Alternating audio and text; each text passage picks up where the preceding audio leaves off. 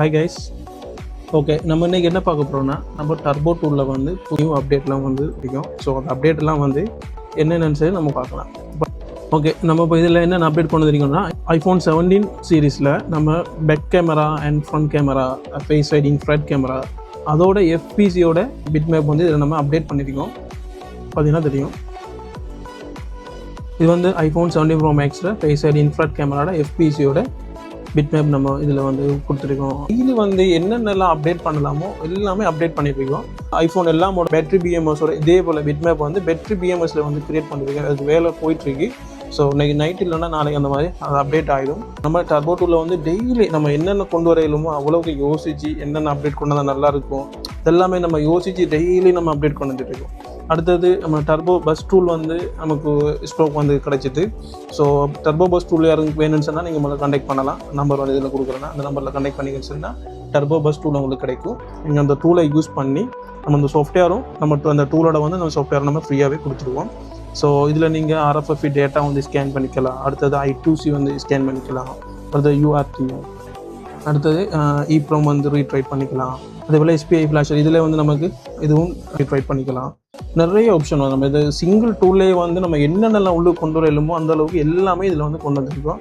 ஒரு iPhone repair பண்ணுறவராக இருந்தீங்கன்னு சொன்னால் மஸ்ட்டாக வந்து நம்ம டர்போ டூல் வந்து நீங்கள் யூஸ் பண்ணியிருக்கணும்.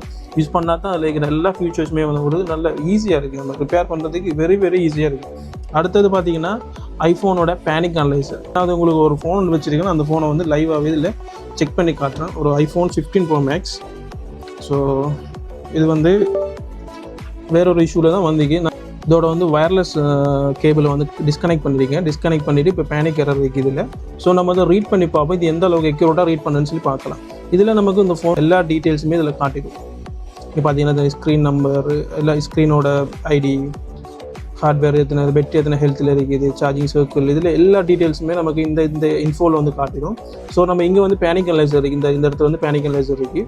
ஸோ இந்த பேனிக் அனலைசரை கிளிக் பண்ணிவிட்டு நம்ம இங்கே வந்து read from selected device read பண்ணோம்னா நம்ம கனெக்ட் பண்ணிக்கிற ஃபோனோட இருக்கிற பேனிக்கை வந்து ரீட் பண்ணோம். ஆக்சுவலாக இந்த ஃபோன் வந்து பேனிக் எரர்லேயே வரல. நான் உங்களுக்கு செக் பண்ணி காட்டுறதுக்காக வேண்டி நான் இதில் வந்து ஃப்ளெக்ஸை வந்து கலட்டி விட்டுருக்கேன். ஓகே, இதில் வந்து காட்டுது. இங்கே பாருங்கள், இதை கொடுத்துட்டு இதில் வந்து நம்ம ஜஸ்ட் அனலைஸ் கிளிக் பண்ணோம்னா சரி, ஜஸ்ட் சிங்கிள் கிளிக்லேயே நம்ம என்ன பண்ணலாம் வரை காட்டுங்க. பாருங்கள், இதில் பாருங்கள் நமக்கு என்ன இஷ்யூவாக இருக்குன்னு காட்டிட்டு இதுக்குரிய சொல்யூஷனுமே நமக்கு இதில் கொடுத்துருக்கு. இங்கே பாருங்கள், இதில் வந்து காட்டிட்டு CPU can read data from wireless charger போயிடும். ஓகே, ஏன்னா எனக்கு தெரியும் நானே வந்து வயர்லெஸோட சார்ஜிங் ஃப்ளெக்ஸை வந்து கலட்டிருக்கேன். அதால தான் இந்த இஷ்யூ ஒன்று வருது. அப்போ எனக்கு அக்யூரேட் இதில் காட்டுறது வந்து இதில் நம்ம என்ன சொல்யூஷனுமே இதில் காட்டுது. Try to replace original wireless charging strip, check wireless charging FPC on motherboard. இது போல் நமக்கு எல்லா மாடலையும் கனெக்ட் பண்ணால் நமக்கு என்ன இஷ்யூன்னு சொல்லி காட்டிட்டும் அந்த இஷ்யூக்கு நம்ம கிளியர் பண்ணுறதுக்குரிய சொல்யூஷனுமே இந்த நம்ம பேனிக் அனலைசரில் வந்துடும். இதுவுமே உங்களுக்கு இந்த டூலில் வந்து கிடைக்கும். ஸோ வேறு அப்டேட் எல்லாம் நாங்கள் இதில் வந்து டெய்லி அப்டேட் பண்ணிகிட்டே இருப்போம். ஸோ FPC வந்து உங்களுக்கு டர்போ பஸ் டூலோட PCB வேணும்னா நம்மளை கண்டெக்ட் பண்ணுங்கள்.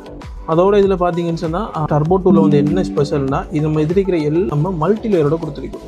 எனக்கு தெரிஞ்சு வேறு ஒரு டூல்லையுமே வந்து மல்டி லேயரோட வந்து கொடுக்கல. ஃபோனுக்கு இருக்கு, ஆனால் ஆண்ட்ராய்டுக்கு வந்து வேறு டூலில் இருக்கான்னு சொல்லி எனக்கு தெரியும். ஆண்ட்ராய்டு டூலில் வந்து கிடைக்கிறது சான்ஸ் இல்லை.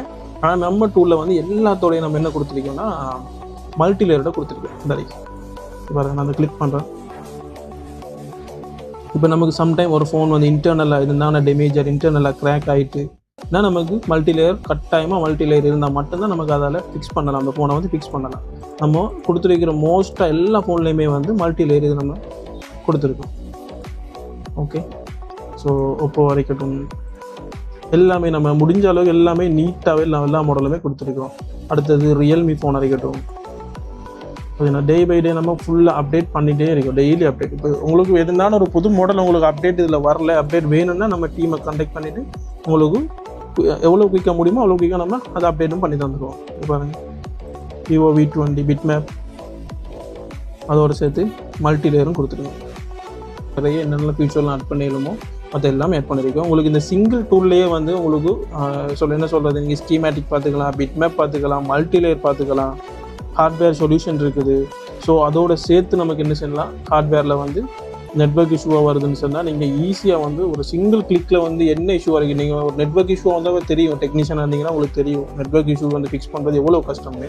சிங்கிள் கிளிக்லேயே என்ன இஷ்யூன்னு சொல்லி பார்த்து நம்ம அதை ஈஸியாக வந்து ஃபிக்ஸ் பண்ணிடலாம். அடுத்தது I2C வந்து ஸ்கேன் பண்ணிக்கலாம், I2C ஸ்கேன் பண்ணிக்கலாம், UART, EEPROM, எவ்வளோ பேனிக் அனலைசர், இதெல்லாமே உங்களுக்கு சிங்கிள் டூலில் வந்து கிடைக்கும். ஸோ டூல் எதுவும் வேணும்னா நீங்கள் நம்ம நம்பருக்கு கான்டாக்ட் பண்ணுங்கள். ஸோ அதனால் வந்து உங்களுக்கு அதில் டீட்டெயில்ஸ்லாம் போட்டு விட்றேன். ஓகே, தேங்க்யூ ஃபார் வாட்சிங்.